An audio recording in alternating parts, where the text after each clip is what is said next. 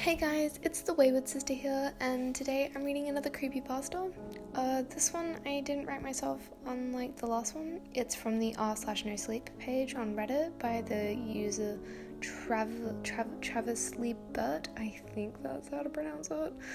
I'm terrible at pronouncing names, as you probably know. I just wanted to thank you guys for supporting my videos so far and not being too fussed about my audio. Still trying to get that fixed. Before I get started, there's a big announcement that I wanted to share. So you may or may not have noticed that I didn't post anything last week, and I'm sorry about that, but I was super busy because of two things. Schoolwork, I'm still in school, and it was also my birthday, so I finally got the season's expansion pack, Sims, and also Cats and Dogs, Laundry, and Realm of Magic. I'm really excited. I've already done a couple fiddlings around, and there will be a new video up soonish of a family home, maybe. Depends if I videoed it right. Anyway, not only that, but I got Horizon Zero Dawn and wanted to know if you guys want to watch me play that. If so, please leave a comment down below. Anyway, hope you guys enjoy part 1 of this story.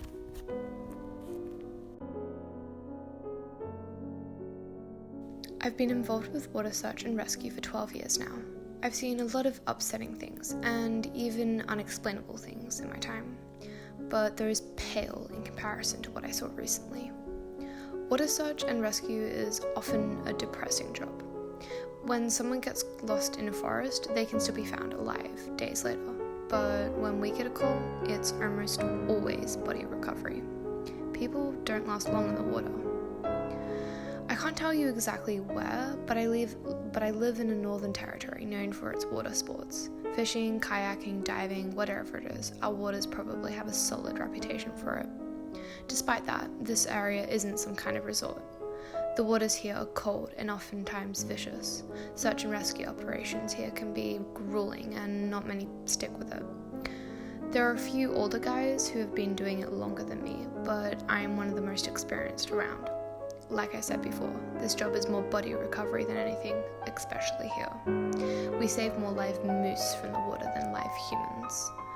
And when we get a call about a missing child, well, we're better off just giving our condolences. That's just how the waters are here. Our small town has one of the highest drowning rates in the country, but we look anyway, and usually we find a body. I've considered quitting many times in my career. Most people quit after their first recovery. In training, we try to emphasize just how much water can distort a corpse, but nothing can prepare you for the harsh reality. It's not uncommon for us to find bodies bloated beyond recognition. Sometimes they barely even seem human. A lot of divers don't last long after seeing something like that, but I continued to do it after all these years. I figured if I didn't, then no one would. However, the things I saw last week have made me reconsider that decision. I got the call around 11 a.m. A father had taken his 10-year-old son fly fishing. At one point, the father managed to stab a hook all the way through his finger. He went back up to his truck to get a first aid kit. The boy was gone when he returned a few minutes later. When I first heard the story, I hung my head in silence for a moment. It had been raining heavily for almost a month now, and the waters were running faster than ever. To make things worse, it was unusually cold for the season. A number of people had gone missing in recent weeks. Many of them had yet to be found. I had little hope of finding the boy alive. Me and a couple of other divers were at the site when the boy went missing within an hour, and a larger search and rescue team located a few towns over was headed our way. We talked with the father and even searched the forest for a bit, hoping that he would just wander off, but eventually we realized that we would have to begin searching in the river. The moment I got in the water, I knew the boy was gone. The current was worse than it had ever been, and even I had difficulty navigating the icy river. We looked for hours in the surrounding areas and even expanded our search once the larger team had arrived. The boy was nowhere to be found. I was surprised. I hadn't expected to find him alive, but I had at least anticipated finding a body. However, there was just no trace of him. The sun got low and the air grew colder. We were considering calling it off as nightfall approached and resuming the search the next day. When I discovered something. There's a lot of creek beds around the river. Many of them have dried up as a result of encroaching vegetation or man-made efforts to divert the water. We usually don't pay any attention to them. However, with all of the recent rain, I noticed that one of the larger creek beds had begun flowing again. A surprising amount of water crashed through it, easily enough to carry a young boy. The creek ran directly across a bend in the river, connecting it at 2 points. I followed it and realized that the boy could be located outside of our initial search area. As I approached where the creek reconnected with the main river, I felt a sinking feeling in my gut. There's a place in the river where not even search and rescue divers are supposed to go. It's known as Badwater. This area lies on one half of the river and runs for about 100 yards. It's near a densely vegetated area, so we don't often have to worry about people swimming there. But a lot of disappearances occur in the surrounding waters. Despite that, I've been warned not to dive there since I began doing search and rescue.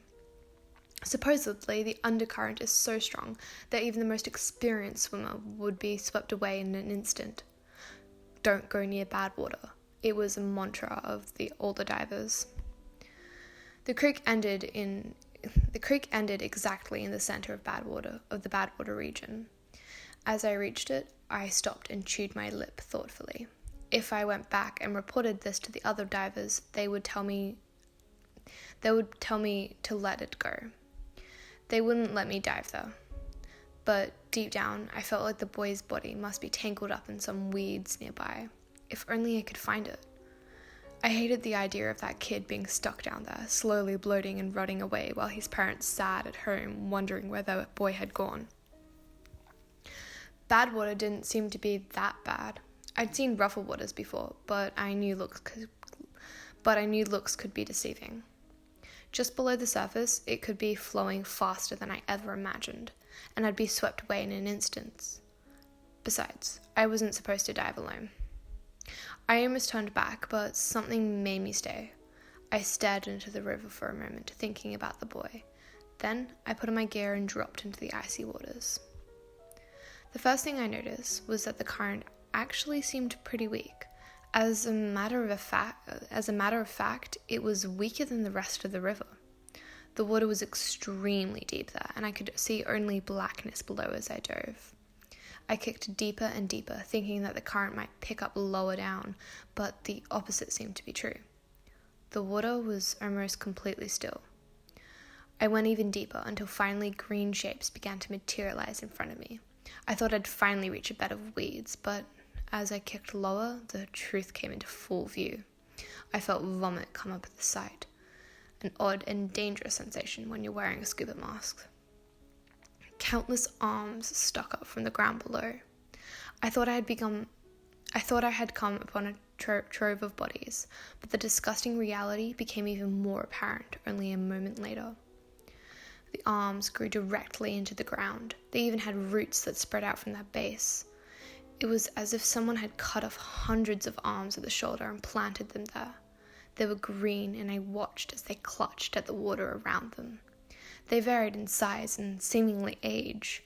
Grotesque baby hands sprouted near the bottom, and they opened and closed their fists hungrily. It was then that I saw the boy. His eyes stared sightlessly ahead as those grotesque arms pulled his dead body downwards. It seemed they had just gotten a hold of him. The arms yanked at him, burying him in the surrounding sediment. They pushed and writhed and squirmed until he was securely buried up to the chest. I stared in mesmerized horror. That was when the other bodies came into focus. There must have been at least 4 more, all in varying stages of decay. Some were bloated beyond recognition, only bulky white masses that protruded loosely from the riverbed. I once again felt vomit rising in my throat and swallowed it back down. The fucking hands were feeding off the bodies, using them as fertilizer. The moment I clambered out of the water, I tore my mask off and retched. I couldn't stop thinking about those disgusting bodies, those grasping hands. They were like some sort of carnivorous plant, yet they were so humanoid. I vomited again at the thought. I frantically ran back to our base camp and pulled one of the other divers aside. Moose was the most experienced person on our team. He'd been diving for over 20 years, ever since moving here. I told him about what I saw. When I finished, he stared at me in cold silence. I told you to never go near bad water. His voice contained an iciness that even his thick Louisiana accent couldn't conceal. That's what you were concerned about? I was incredulous.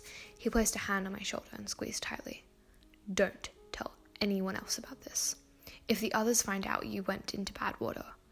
He trailed off and thought for a moment. Well, it won't be good. He shook his head like a disappointed father. But what about those things? I tried to keep my voice down, hoping no one would hear about us. How many people have died because of those fucking things? Shut up, Moose said. We have an agreement. There's a reason they only grow in bad water. Don't fuck this up. I started to say something, but the words caught in my throat.